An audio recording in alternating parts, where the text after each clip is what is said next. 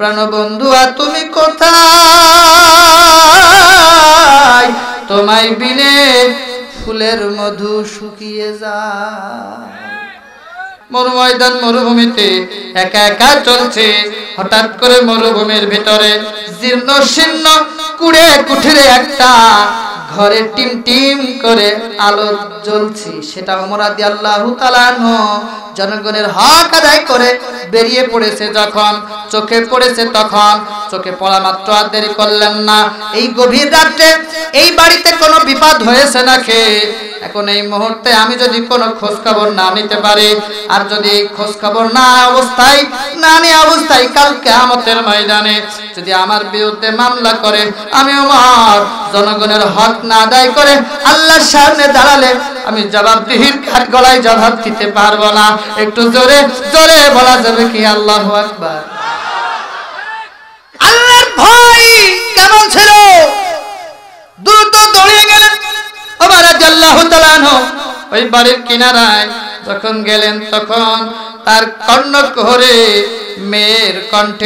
একটা মেয়ের কণ্ঠে প্রেমের গানের আওয়াজ ভেসে এসেছে। আল্লাহু আকবার বলেন। একেতে মহিলার কণ্ঠে আবার প্রেমের গানের আওয়াজ। এই অপরাধ কি অপরাধ না? অপরাধ না? আচ্ছা, এই যে গান বাদ্য বাজনা এটা হালাল না হারাম? আমি আস্তে সামনে আস্তে আস্তে যাচ্ছি আপনাদেরকে নিয়ে। ওমর রাদিয়াল্লাহু তাআলা বলেন, রাষ্ট্র চলে কোরআন দিয়ে, আর এই গভীর রাতে কোরআন বিরোধী কাজ এই বাড়ির ভিতরে হচ্ছে। এটা তো ওমর মেনে নিতে পারে না। আমার আল্লাহ এই মুহূর্তে আমার 41 নম্বর আয়াতের সূরা হজের 41 নম্বর আয়াতের 4 নম্বর বিধান অনুযায়ী অসৎ কাজ, কোরআন বিরোধী কাজ যেখানে হবে সাথে সাথে বাধা দিতে হবে। এই মুহূর্তে আমার দায়িত্ব বাধা দিয়া। আর দেরি করলেন না, উনি দেয়ালটা টপকিয়ে পিছন গেটটা ভেঙে ভিতরে প্রবেশ করলেন। মহিলা পর্দার সহিত ভিতরে। ওমর রাদিয়াল্লাহু তাআলা আনহু বাহির থেকে বললেন, এই গভীর রাতে তুমি কোরআন বিরোধী অশ্লীল গান, প্রেমের গান কেন গেয়েছো বলো?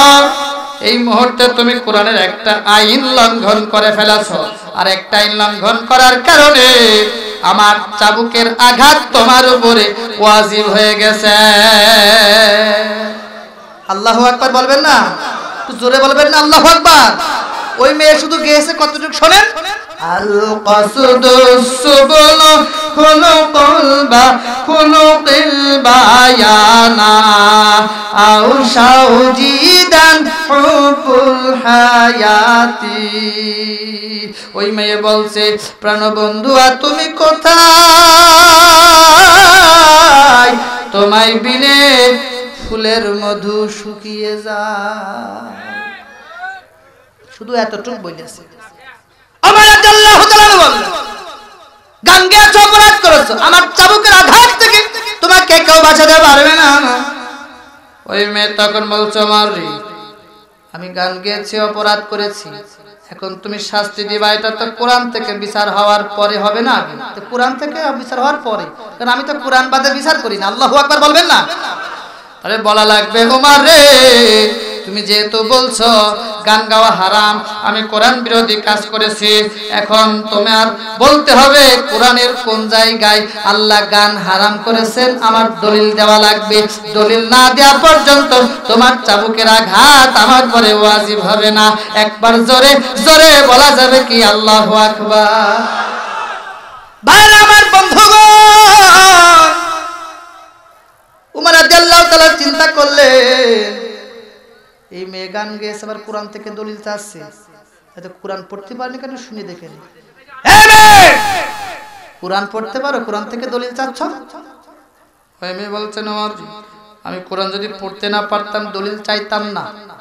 শোনো শোনো শোনো, আমি শুধু কোরআন পড়তেই পারি না, আমি কোরআনের একজন স্বয়ং সম্পন্ন হাফেজা। আল্লাহু আকবার বলে। একটা ছেলেকে হাফেজ বানান, একটা মেয়েকে হাফেজা বানান, জীবন পরিবর্তন হয়ে যাবে। কথা বলে ঠিক কিনা? কিয়ামতের ময়দানে হাফেজ কোরআনের বাপ মাদেরকে আল্লাহর নূরের টুপি পরায় উঠাবে। আল্লাহু আকবার বলবেন না? আজকে যে মাদ্রাসার উদ্যোগে, আজকে যে হাফিজা মাদ্রাসার উদ্যোগে যে মাহফিল, এখানে দস্তারবন্দি হবে, পাগড়ি নেবে, আর হাফেজ শেষ না করলে তো পাগড়ি নেওয়া যায় না। এই হাফেজদের মা বাবার কপাল কত চান কপাল। ও মা, ও বাবা, তোমার সন্তান হাফেজ হওয়ার কারণে কাল কিয়ামতের ময়দানে সম্মানের আসনে আল্লাহ তোমাদেরকে সম্মানিত করবে। ওমর রাদিয়াল্লাহু তাআলা এই সংবাদ শুনে পিলে কেঁপে গেছে। ওরে বাবা, এই কোরআনের হাফেজা, তুমি কোরআনের হাফেজা, কোরআন থেকে দলিল দিচ্ছি। তুমি যেহেতু দলিল চেয়েছ, কোরআন থেকে দলিল নাও। আল্লাহ কোরআনুল কারীমের সূরা লুকমান 31 নম্বর সূরা লুকমানের 6 নম্বর আয়াতে কি ঘোষণা করলেন? আল্লাহ বললেন, মিনান নাসি মান ইয়াশতারি লাহওয়াল হাদিস লিয়ুদিল্লা আন সাবিলিল্লাহি বিগাইরি ইলম ওয়া ইয়াত্তাখিযুহা হুজওয়া উলাইকা লাহুম আযাবুম মুহিন।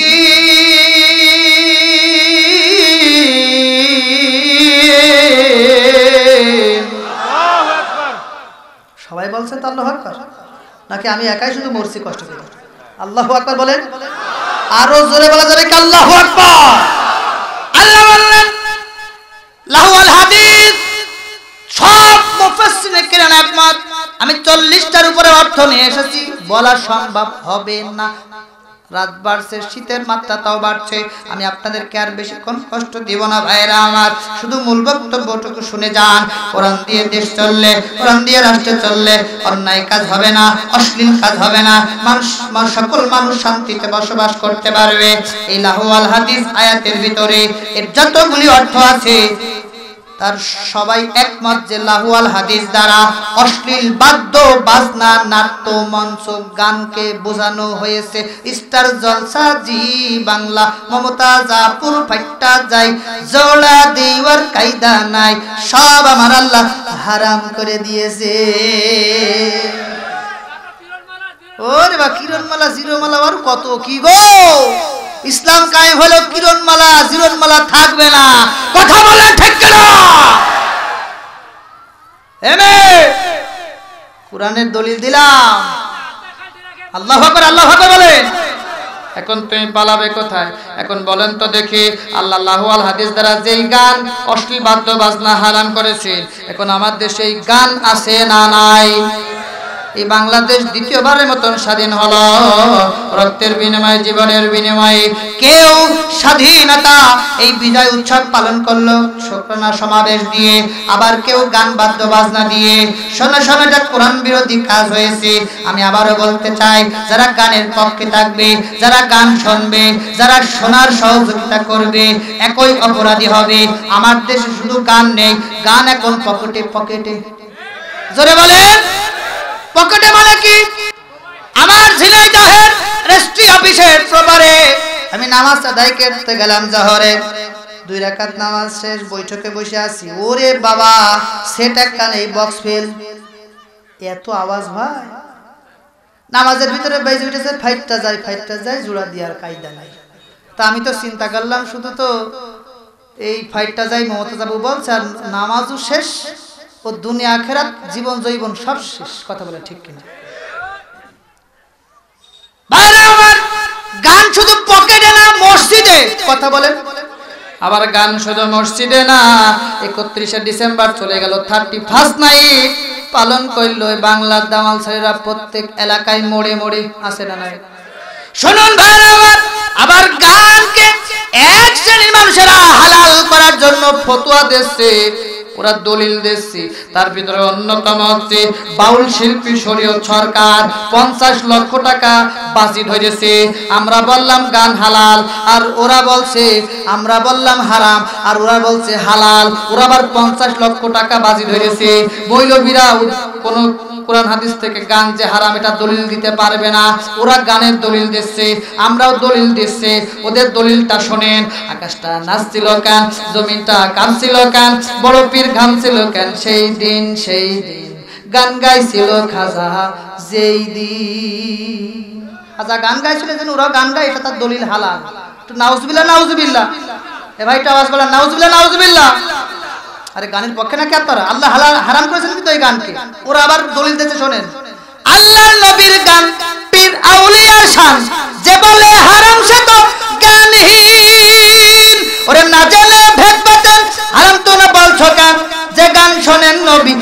ইয়াসিন ইয়াসিন গান গাইছিল খাজা যেই দিন। নাউজুবিল্লাহ বলবেন না?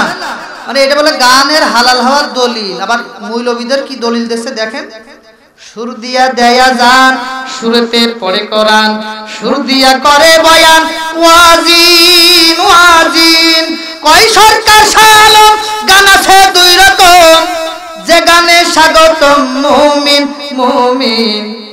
ওরে বাবা, ওই গান হালাল আর মুমিনদের স্বাগত জানাচ্ছে, এটা কি হতে পারে? আমার আল্লাহ বললেন লাহুল হাদিস, এই হাদিসটা দুনিয়ার সর্বপ্রকার বাদ্য বাজনা অশ্লীল গানকে কিয়ামত পর্যন্ত হারাম করেছেন কে? আরো জোরে বলেন না কে? এটা হালাল করতে গেলে দুনিয়ার মানুষ সেটা মেনে নেবে না, কথা বলে ঠিক কিনা? আমি যদি একটা প্যাকেটে কুকুরের পায়খানা ভর্তি করে ওর উপরে মুড়িয়ে কাগজ দিয়ে সুন্দর করে লিখে দিই দিল্লি কা লাড্ডু, লাড্ডু হয়ে যাবে? কথা বলেন হয়ে যাবে? তো ওরা যত দলিল দিক এই গান কোনদিন হালাল হতে পারে না, কথা বলে ঠিক কিনা? বাইরা আমার এইবার ওই মেয়ে বললেন আমার রে তুমি দলিল দিয়েছ গান গাওয়া হারাম, তাহলে এই মুহূর্তে আমি কোরআনের একটা আইন লঙ্ঘন করার কারণে তোমার চাবুকের আঘাত আমার উপরে ওয়াজিব হয়ে গেছে। আমি এই মুহূর্তে তোমাকে বলতে চাই আমার রে, তুমি এই মুহূর্তে আমার সামনে আমার ঘরের ভিতরে দাঁড়িয়ে কোরআন থেকে তিনটা আইন লঙ্ঘন করে ফেলেছ। একটা আইন লঙ্ঘন করার কারণে তোমার চাবুকের আঘাত যদি আমার উপরে ওয়াজিব হয়ে যায়, কোরআন থেকে তিনটা আইন লঙ্ঘন করার কারণে তোমার কি শাস্তি হবে একটু নিজের বিচার নিজে করে দেখিয়ে দাও। একটু জোরে বলা যাবে কি আল্লাহু আকবার? খেলা জমে গেল কি?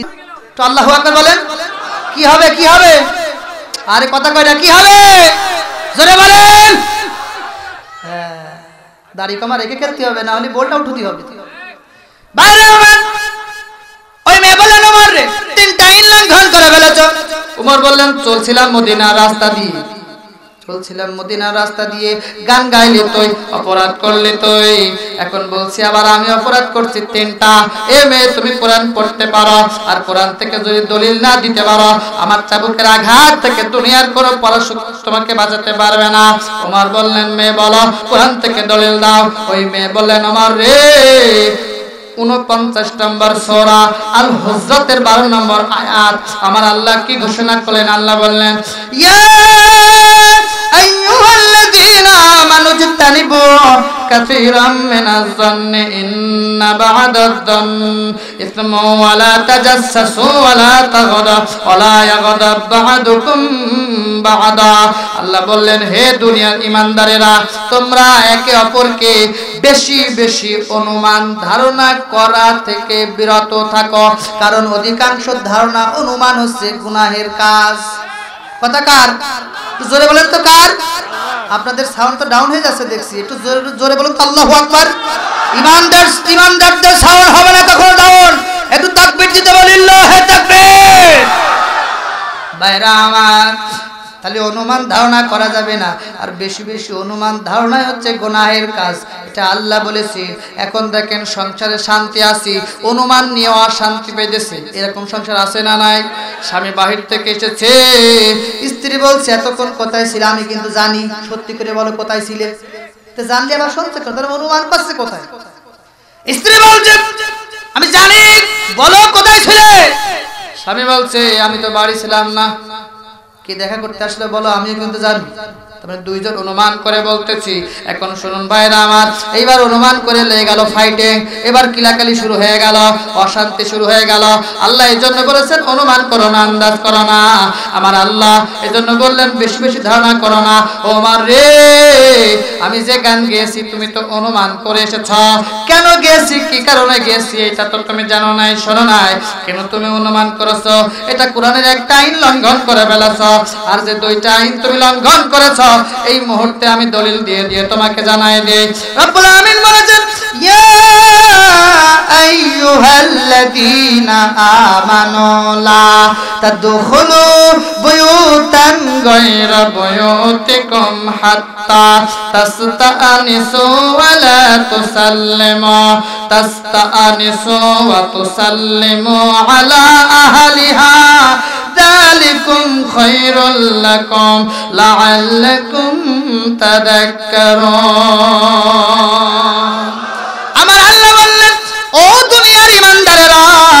তোমরা নিজেদের গৃহ ছাড়া অন্যের গৃহ প্রবেশ করো না।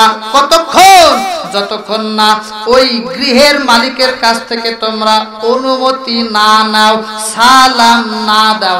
অনুমতি আর সালাম না পেলে তোমরা ওই ঘরে প্রবেশ করতে পারবে না।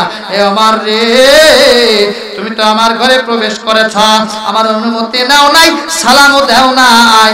এই যে দুইটা আইন তুমি লঙ্ঘন করে ফেলেছ, আগে যে একটা এখন যে দুইটা, এই তিনটা আইন লঙ্ঘন করার কারণে আমার যে শাস্তি একটা আইন লঙ্ঘন কারণ হয়েছে, এই তিনটা আইন লঙ্ঘন করার কারণে তোমার কি শাস্তি বলে দাও।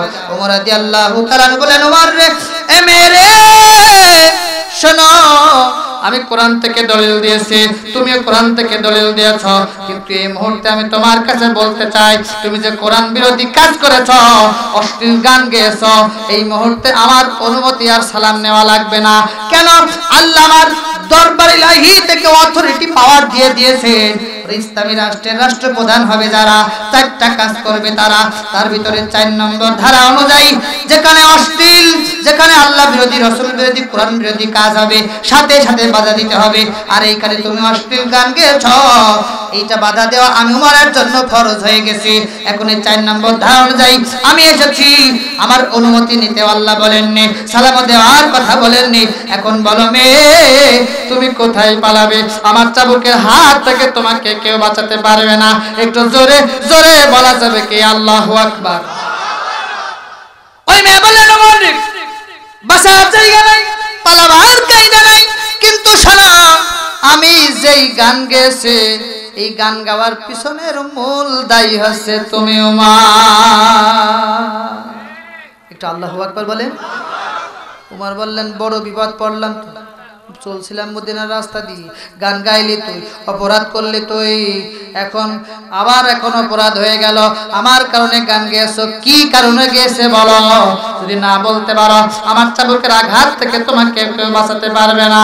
আসুন কারণটা জানি, তার আগে একটু অন্তর খুলে, একটু ঘুমটা ভেঙে নবীর উপরে দরুদ পাঠ করে আসি। আল্লাহুম্মা সাল্লি আলা। একদিন আমারি নাম মসজিদে হবে এলান। আপনাদের নাম কি মসজিদে এলান হবে? ও কে বলছেন না? মরা লাগবে না, মসজিদে হবে। ওই দিন যশ, নাম, খ্যাতি, অহংকার, তাকাব্বুরি কিছু থাকবে? জোরে বলে থাকবে।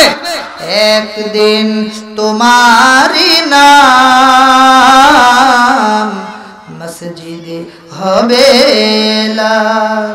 তৈরি থেকো, তৈরি রেখো, কবরের মাল সামান।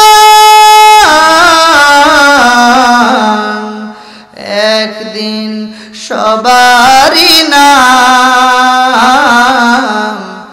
মসজিদে হবে এলান। একদিন তোমাকে পরিয়ে কাফন, সঙ্গী সাজন করবে দাফন। হঠাৎ চলে যাবে আদরের ধন, প্রিয় মা বাবার ভাসিয়ে নয়ন। তৈরি থেকো, তৈরি রেখো, সুন্নতে আমল ইমান। একদিন সবারই নাম মসজিদে হবে এলান। ঠান্ডা প্রচন্ড বেড়ে যাচ্ছে, আমিও কথা বলতে আমার কষ্ট হচ্ছে। আমি দুয়ার দিকে চলে এসেছি, ছোট্ট একটা ঘটনা তুলে ধরছে। একেবারে ঝিনাইদহ শহর থেকে চুয়াডাঙ্গা রোডে 6 কিলো আসলেই বিশ্ব রোডের সাথে আমার মাদ্রাসা, আমাদের মাদ্রাসা। ওই মাদ্রাসায় সব মিলিয়ে 250+ স্টুডেন্ট। হিফজখানায় যখন আমি সঙ্গীত তাদেরকে মাস্ক করাচ্ছিলাম, শেখাচ্ছিলাম, মাকে নিয়ে একটা সঙ্গীত, এখানে আমি দেখলাম অনেকেরই মা নেই, হাত তুলেছেন ঠিক, কিন্তু ওই মা আপনার কাছে দোয়া চাচ্ছে, এটাও ঠিক। কথা বলেন ঠিক কিনা?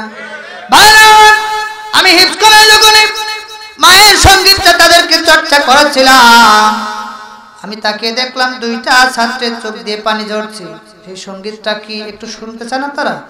হাই রে মা জননী আমার, হাই রে মা জননী, মাগো তোমার মতো হলাই না কেহ আমায় বুকে টানি,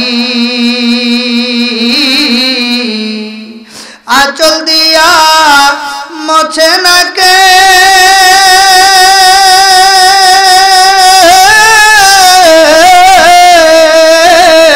ওরে, আঁচল দিয়া মোছে না কে আমার চোখের পানি, হাই রে মা জননী আমার, হাই রে মা জননী। আমার সাথে একটু বলেন ভাই, হাই রে মা জননী আমার, হাই রে মা জননী। চইলা গেলা কোন জানাই আমায় নিলা না, পথে বৈশা কান্দি আমি নাই যে ঠিকানা, জীবন আমার যাইব কেমনে, জীবন আমার যাইব কেমনে একটুও ভাবনি, হাই রে মা জননী আমার, হাই রে মা জননী। আমি দেখলাম দুইটা ছাত্র চোখ দিয়ে ঝর্ণার মতন করে পানি ঝরছে। আমি আর সঙ্গীতটা এগিয়ে নিলাম না, তাদেরকে নিজের কাছে ডাকলাম, বুকের সাথে জড়িয়ে ধরলাম। কান্নার কারণটা আমি বুঝে ফেলেছি, তবুও সকলের শিক্ষার জন্য আমি জিজ্ঞাসা করলাম, কাঁদো কেন? ওই সময় বলেছেন, এখানে যত ছাত্র হয়ে আছে সবার মা আছে, সবার বাবা আছে, কিন্তু আমাদের মাও নাই আর একজনের বাবাও নাই। আমার চোখে আমি নিজে পানি ধরে রাখতে পারলাম না। ওদের চাহনি দেখে আমি বুঝতে পারলাম ওরা এটাই বলতে চাচ্ছে। বিকালবেলা হিফজখানা ছুটি হয়, এখানে হিফজের ছাত্ররা বসে আছে সারাদিন। সেই ওঠে 3টায় 3:30টায় তাহাজ্জুদ পড়ে এই এলাকাবাসীর জন্য দোয়া করে। মসজিদের মুয়াজ্জিন যে আগের থেকে প্রস্তুতি নেয়। আমার ভাইয়েরা এইবার বিকাল হলে খেলাধুলার জন্য যখন দৌড়িয়ে যায়, অনেকের মা আসে, অনেকের বাবা আসে, এইবার কোলে তুলে নেয়, মুখে চুমা দেয়, অনেকের খাবার গালে আবার তুলে খাওয়ায়ও দেয়। এইটা যখন ওই মা নাই বাবা নাই ওই ছোট্ট মাসুম বাচ্চারা দেখে, ওরা সহ্য করতে পারে না, চোখ দিয়ে ঝর্ণার মতন করে পানি ঝরে। ওদের চাহনি এটাই বলে দেয়, ওরা যখন 1 মাস 2 মাস পরে ছুটিতে বাড়ি যায়, আগে যে সবাই মার কাছে যায়, বাবার কাছে যায়, আদর নেই, কিন্তু ওদের তো মাও নাই ভাও নাই, কে আদর করবে? ওরা একটা দৌড় দেয় কবরের পাশে, যে আল্লাহর কাছে 2টি হাত তুলে দোয়া করে, আল্লাহ অন্যান্য ভাইদের মা আছে বাবাও আছে, তারা আদর পায়, বাড়িতে এসে মা বাবার দেখা পায়, আমাদের কি কপাল, আমরা মা বাবার আদর থেকে বঞ্চিত। বাড়ি আসছি তারপরেও মা বাবা নাই, ওই যে কবরের ভিতরে আমার মা ঘুমায়, আমার বাবা ঘুমায়। আল্লাহ তোমার কাছে ফরিয়াদ, আমার মা বাবার কবরে আযাব হয়ে থাকলে আমি কোরআন হিফজ করতেছি, মাদ্রাসায় পড়তেছি, আল্লাহ আমার মা বাবার কবরে আযাবকে তুমি নাজাত করে দাও। একটু জোরে জোরে বলা যাবে কি আল্লাহু আকবার?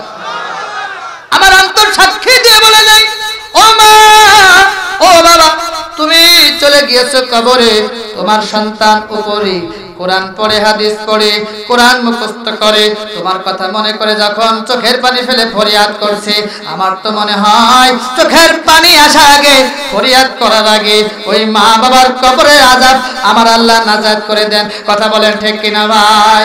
হাই রে মা জননী আমার, হাই রে মা জননী, মাগো তোমার মতো হলাই না কেহ আমায় বুকে টানি, আঁচল দিয়া মোছে না কে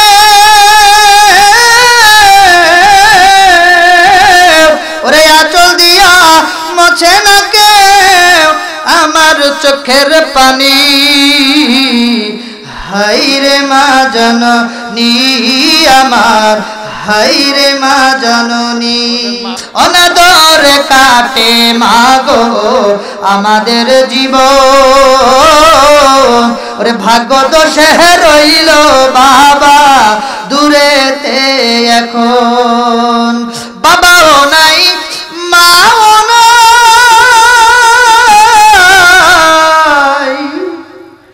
মাও নাই বাবাও নাই, দুঃখী আমি এমনি। হাইরে মা জননী আমার, হাইরে মা জননী। মাগো তোমার মতো হলাই না কেহ আমায় বুকে টানি, আঁচল দিয়া মোছে না কে,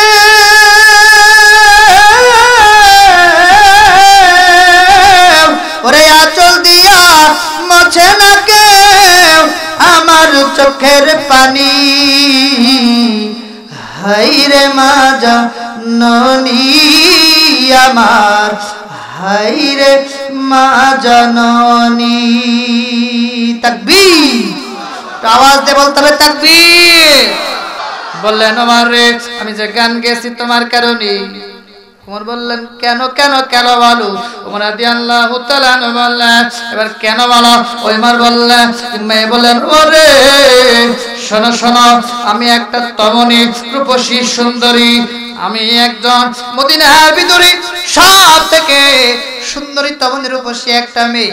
আমার বিবাহের সময় উপনীত হয়ে গেছে। ওই সময় অনেক পায়গাম আসছিল বিয়ের জন্য, আমাকে প্রস্তাব করছিল, কিন্তু আমি কোনোটাই রাজি হচ্ছিলাম না। গাড়ি বাড়ি দুনিয়ার ধন সম্পদ থেকে আমি রাজি হচ্ছিলাম না। আমি শুধু অপেক্ষায় ছিলাম একজন ইমানদার মুমিন পরহেজগার মুত্তাকি, সে যেন আল্লাহর নবীর হাতে হাত দিয়ে কালেমা পড়লা একজন সাহাবী হয়। একটু জোরে জোরে বলা যাবে কি সুবহানাল্লাহ। হঠাৎ করে আমার কাছে বিয়ের পায়গাম এসেছে। আব্দুল্লাহ বিন সাদ তার নাম, আল্লাহর নবীর একজন জালিলুল কদর সাহাবী। আমি আর কোন অবস্থাতেই দেরি করলাম না, আমি রাজি হয়ে গেলাম। আমি বাড়িকে সবাই বলে দিলাম আমি তো এতদিন অপেক্ষায় ছিলাম এরকম একটা পাত্রের জন্য। এবার নিয়মতান্ত্রিক আমাদের বিবাহ হয়ে গেল, অলিমা অনুষ্ঠান হয়ে গেল। আমি আমার স্বামীর বাড়ি চলে আসলাম। যখন আমি আমার স্বামীর বাসর ঘরে বধূ সেজে নববধূ সেজে বসে পড়লাম, তখন শুনেছি আমার স্বামী আল্লাহর দ্বীনের একজন নওজোয়ান যুবক, আল্লাহর নবীজির হাতে হাত দিয়ে কালেমা পড়নেওয়ালা একজন সাহাবী, ইমানদার পরহেজগার মুত্তাকি। আমার স্বামী বাসর ঘরে আসবে, আমি ওই মুহূর্তে অপেক্ষা করছিলাম কখন আমার স্বামী আসবে রে। আমি অপেক্ষা করছিলাম আর এই বলছিলাম না যে কখন আমার স্বামী আসবে। আমি গান ধরছিলাম না, আমি কোরআন থেকে তেলাওয়াত করছিলাম। আমি অপেক্ষা করছিলাম আমার স্বামী কখন আসবে। এক মুহূর্তে ওই মুহূর্তে আমার স্বামী যখন আসতেছে, আমি দেখতেছি আমার স্বামী আসছে, এসে আমার বাসর ঘরে প্রবেশ করে এক কদম দিয়েছে আর এক কদম বাহিরে। ওই মুহূর্তে পিছন থেকে কে যেন ঘোড়ার উপরে সরি হয়ে ডেকেছে, ও আব্দুল্লাহ বিন সাদ, যেখানে আসো, যেই অবস্থায় আসো ওইখানে ওই অবস্থায় দাঁড়িয়ে যাও। আমিরের পক্ষ থেকে চিঠি এসেছে, চিঠিটা পড়ো। এইবার আমার স্বামী আব্দুল্লাহ বিন সাদ ওই চিঠিটা ধরলেন আর পড়লেন। এবার চিঠির দিকে তাকায় আর স্ত্রীর বাসর ঘরের দিকে তাকায়।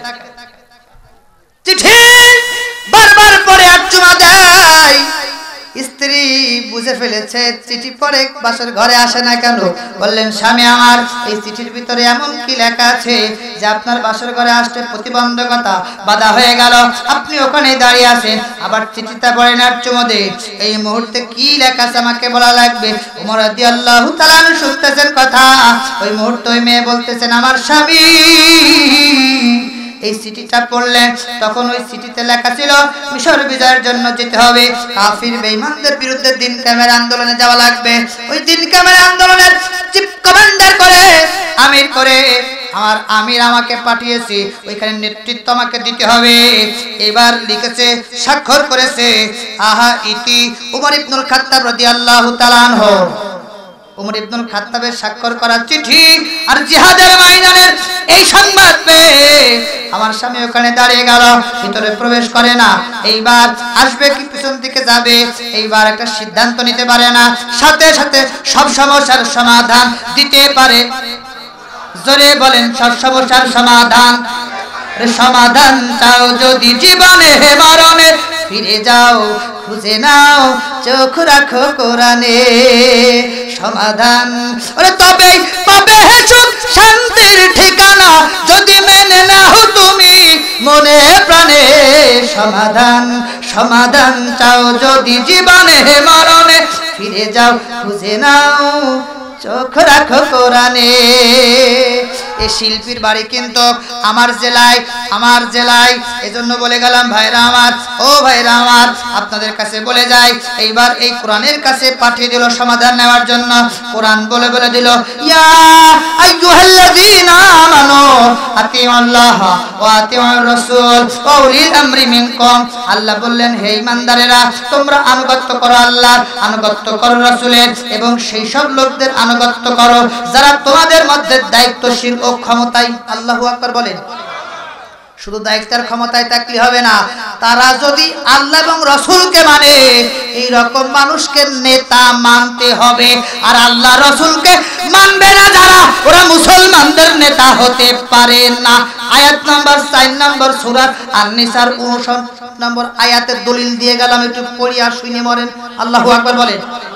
নেতা বানিয়ে ঠিক করিয়ে আল্লাহু আকবার বলেন। আহা, এবার আমির আনুগত্য করা ফরজ। ওই চিঠিটা বারবার চুমো দেয়। পিছনের দিকে যখন যাওয়ার প্রস্তুতি নিয়েছে, আমি শুধু একবার বললাম, স্বামী আমার, তুমি ঘরের ভিতরে একটা বারের জন্য এসো। আমি প্রেম নিবেদন করব না, কোনো আবেদন তোমার কাছে করব না।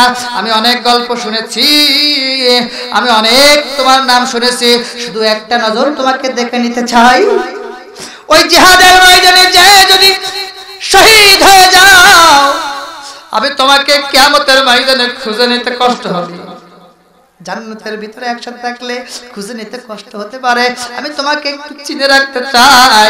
এইবার আব্দুল্লাহ বিন সাদ বললেন, প্রাণের প্রিয়তমা স্ত্রী রে, আহা, সেই আল্লাহর কোরআনের জন্য, কোরআনের রাজ কায়েমের জন্য, দ্বীন ইসলাম কায়েমের জন্য আমি এই মুহূর্তে আয়াতের আলোকে আনুগত্য করে আমি যদি জিহাদের ময়দানে ঝাঁপিয়ে পড়তে পারে আর কাফিরদের সাথে মোকাবেলা করতে করতে শহীদ হয়ে যায়, ওই কিয়ামতের ময়দান সহ জান্নাতের ভিতরে একসাথে থাকা দেখার সুযোগ করে দেবেন আমার আল্লাহ। সুবহানাল্লাহ বলবেন না? আমার এখন আর যাওয়ার সুযোগ নাই, এটা ফরজ। বেঁচে থাকতে দেখা হবে, আর না থাকলে জান্নাতে। একবার জোরে বলেন আল্লাহু আকবার। আমার স্বামী ওখান থেকে বিদায় নিয়ে চলে এসেছে, জিহাদের ময়দানে গিয়েছে। এইবার 4 মাস অতিবাহিত হয়ে গেল। আমি নববধূ অপেক্ষায় থাকলাম আমার স্বামী আসবে, কিন্তু স্বামী আমার আসে না। 4 মাস অতিবাহিত হয়ে যাওয়ার পরে একটা চিঠি লিখেছে স্ত্রীরা আমার যুদ্ধ শেষের দিকে, আমি 4 মাস অতিবাহিত হতে যাচ্ছে, আমি বাড়িতে আসছি। আবার নববধূ সেজে তুমি রেডি হয়ে থাকো, তোমার সাথে সাক্ষাৎ হয় নাই, সাক্ষাৎ হবে। এইবার আমি আবার যখন নববধূর সাজে সেজে আবার কোরআন তেলাওয়াত করছি, অপেক্ষা করতেছি, ওই মুহূর্তে পথের ভিতর থেকে আসছিল আবার আপনি আর একটা যুদ্ধের জন্য তাকে পাঠিয়ে দিয়েছেন, সেখানে 4 মাস থেকেছে। আবার আসছিলেন, সেখান থেকে আবার আপনি নিয়ে গিয়েছেন 4 মাস, এবার 3 4 12 মাস অতিবাহিত হয়েছে। আমার স্বামী আমার সাথে সাক্ষাৎ দিতে পারে নাই, আমার সাথে আমার বাসর ঘরে দেখা হয় নাই। আজকে এই দিনে আমার স্বামী আবার চিঠি লিখেছে, স্ত্রীরা আমি আসবো। আমি এই মুহূর্তে নববধূ সাজে বসে আছি, আমার স্বামীর অপেক্ষা করতেছি কখন আসবে আর স্বামী। আর আমি কোরআন তেলাওয়াত করতে করতে আমার বিছানা আমি ঘুমিয়ে গেছি। ঘুমের ভিতরে স্বপ্নে দেখি আমার প্রাণের প্রিয়তম স্বামী আমার বাসর ঘরে এসেছে। আল্লাহু আকবার বলেন। এইবার যখন ঘুমটা ভেঙে যায়, আমি উঠে দেখি আমার স্বামী নাই। এজন্য আমি আমার বেদনায়, আমার মনের আবেগে আমি শুধু এতটুকু কথা বলে ফেলেছি। এইটা যদি আমার অপরাধ হয়, ওমর ইবনুল খাত্তাব রে, যে শাস্তি হয় আমাকে শাস্তি দাও, আমি মাথা পেতে নিতে বাধ্য। আল্লাহু আকবার বলবেন না? আমার রাদিয়াল্লাহু তাআলা সাথে সাথে আর কোনো কথা বললেন না, বললেন অপেক্ষা করো, এর সমাধান আমি এখন দিতে পারবো না। দ্রুত চলে গেলেন বাড়িতে, নিজের মেয়েকে ডাক দিলেন, হাফসা রাদিয়াল্লাহু তাআলা আনহাকে ডাকলেন, মেয়েরে আমার, একটা মেয়ে, একটা মহিলা, একটা নারী তার স্বামী বাদে কতদিন থাকতে পারে? বলেন আব্বাজান কেন এমন প্রশ্ন করতেছেন? বলো বলো বলো বলো, তাড়াতাড়ি উত্তর দাও, আমার দেরি করলে আল্লাহর জবাবদিহির কাঠগড়ায় জবাব দেওয়া লাগবে। ওই মুহূর্তে তার মেয়ে বলেন আব্বাজান, একটা নারী তার স্বামীকে ছাড়া 4 মাস থাকতে পারে, তার বেশি থাকতে পারে না। সাথে সাথে ওমর রাদিয়াল্লাহু তাআলা ছুটে গেলেন, তাকে ছুটি দিলেন এবং নিয়ম করে দিলেন এই মাস থেকে 3 দিন ছুটি হবে, আর এভাবে কারো রাখে যাবে না। তাড়াতাড়ি আব্দুল্লাহ বিন সাদ, তুমি বাড়ি যাও, তোমার স্ত্রীর সাথে দেখা করো। আহা, ওই মুহূর্তে আমার স্বামী না আসার কারণে আমি এই গানটা বের করে ফেলেছিলাম। এটা যদি আমার কাছে অপরাধ হয়, তুমি আমাকে যে শাস্তি দাও দিতে পারো। ওমর রাদিয়াল্লাহু তাআলা ওই মুহূর্তে আল্লাহর কাছে বললেন, আল্লাহ, এখনো পর্যন্ত তোমার জমিনে নিজের জীবনের চাইতে, নিজের স্ত্রীর চাইতে, নতুন বাসর ঘরের চাইতে যারা দিন কায়েমের আন্দোলনকে প্রাধান্য দিয়ে জিহাদের ময়দানে যেতে পারে, ও আল্লাহ, এই উত্তম কাজটা করার জন্য আল্লাহ তুমি তাদেরকে উত্তম প্রতিদান দিবা। আল্লাহ তুমি তাদের উত্তম প্রতিদান দিয়া দাও। একটু জোরে জোরে বলা যাবে কি সুবহানাল্লাহ? এরকম রাদিয়াল্লাহু তাআলা এর ঘটনার মতন করে যদি, আব্দুল্লাহ বিন সাদের মতন করে যদি আল্লাহর জমিনে দিন কায়েমের জন্য আরেকবার যদি আমাদের জীবন দেওয়া লাগে, আমাদের যদি স্ত্রীকে বিধবা করা লাগে, সন্তানকে এতিম করা লাগে, এই বাংলার জমিনে 53 বছর চলে গেল কোরআন দিয়ে না চলার কারণে অশান্তি, কোরআনের রাজ কায়েম করার জন্য, দ্বীন ইসলাম কায়েম করার জন্য সব কিছু বিসর্জন দিয়ে জান মাল কুরবানি করে আল্লাহর এই জমিনে দ্বীন কায়েমের আন্দোলন করতে রাজি আছেন কারা কারা? 2 হাত তুলে শেষবারের মতন আল্লাহকে দেখিয়ে দেন তারা তারা লিল্লাহে তাকবীর, লিল্লাহে তাকবীর, নারায়ে তাকবীর। আল কোরআনের আলো সংসদে